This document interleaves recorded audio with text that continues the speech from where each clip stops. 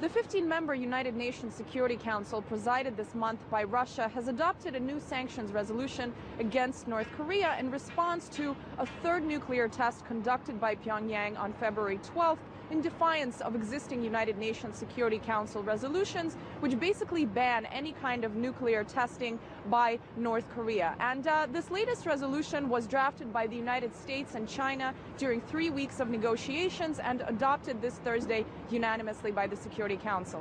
What this latest new resolution calls for is an implementation of tighter restrictions on North Korea, including making it tougher for North Korean officials to be able to carry around bulks of cash in suitcases. It basically also calls for a ban on the shipping and receiving of banned cargo by North Korea, and also calls for states to deny aircraft over their territories if it is suspected that a specific aircraft might be carrying banned cargo. Another thing that this resolution does is specifies a ban on the import of certain luxury goods by North Korean officials, such as yachts and expensive cars and high-end jewelry. The United States, of course, has said that these sanctions will bite North Korea hard. To give you a general idea of what this resolution is all about, what it basically does is condemns this latest nuclear test, as well as any other nuclear activities conducted by North Korea, including uranium enrichment.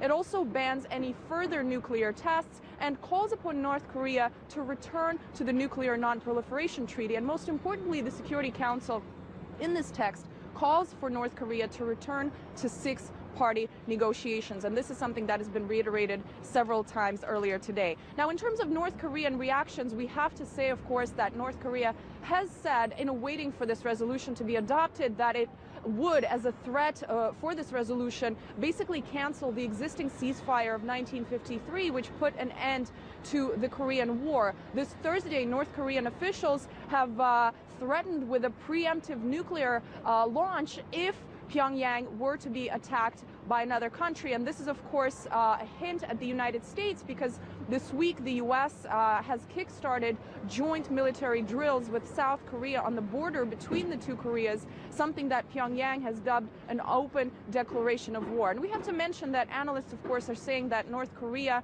is actually far from having the technology to be able to set up and aim a nuclear weapon at a specific target. But what's of the biggest concern here is, of course, this provocative language that's dangerous. And the United Nations Security Council today, a point reiterated several times by Russia, hopes to achieve is basically for North Korea to return to six-party negotiations with this latest push of this new resolution from the Security Council.